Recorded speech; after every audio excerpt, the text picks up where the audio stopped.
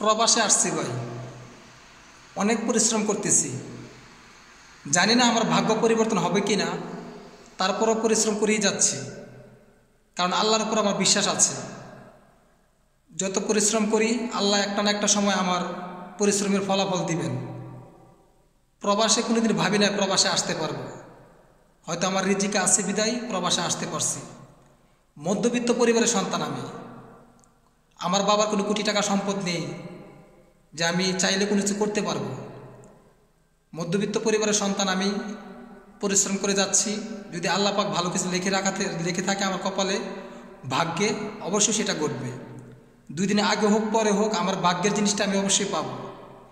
তো এই জন্য সকলের কাছে বলবো, যারা প্রবাসে আসবেন ধৈর্য সহকারে কাজ করতে থাকেন ভাই। আপনি আসলেই যে 1 মাস 2 মাস 1 বছরে ভালো কিছু করতে পারবেন এমনটা না। মানুষ বছরের পর বছর প্রবাসে থাকতেছে, তারপরও ভালো কিছু করতে পারতেছে না। কেউ কেউ আবার 1-2 বছরও ভালো কিছু করে ফেলতেছে। এটা তার ভাগ্যে ছিল। আল্লাহর উপর বিশ্বাস হারায়েন না, ধৈর্য সহকারে কাজ করতে থাকেন, ইনশাল্লাহ একটা সময় ভালো কিছু করতে পারবেন। ভাইরে, হায়াত মত রিজিক আল্লাহর হাতে। আপনি আজ চাইলে কাল ধনী হতে পারবেন না, কারণ আপনার ভাগ্যে যদি না থাকে কোনো কিছু সম্ভব না। হয়তো আজকে আপনি কোটি টাকা সম্পদ কামাইছেন, রাজপ্রাসাদ তৈরি করছেন, কাল যদি মরে যান সেটাও আপনি বুক করতে পারবেন না। এজন্য বলবো, হায়াত মত রিজিক আল্লাহর হাতে। প্রবাসে আসছেন, ধৈর্য সহকারে থাকেন ভাই, পরিশ্রম করতে থাকেন। দেখেন, যদি রিজিক আল্লাহ না দিত, আমরা 4-5 ভাই বোন, আমার বাবা একলা ইনকাম করতো।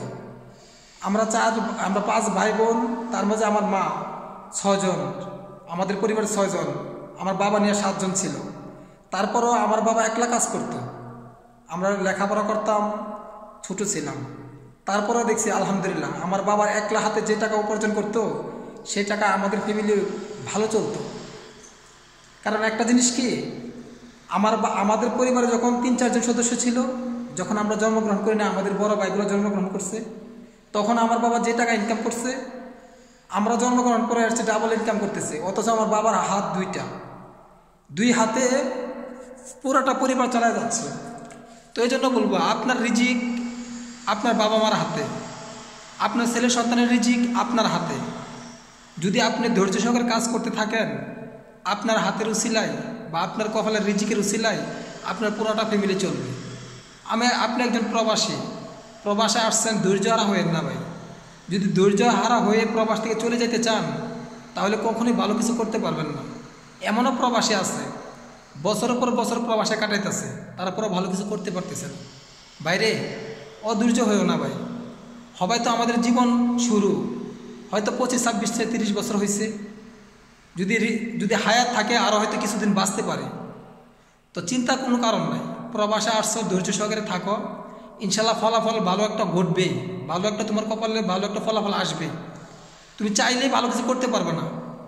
দেখো, তুমি যদি পরিশ্রম করতে থাকো, আল্লাহ পাক অবশ্যই তোমার রিজিকের ফায়সালা করে দেবেন। আল্লাহর উপর ভরসা হারায় না।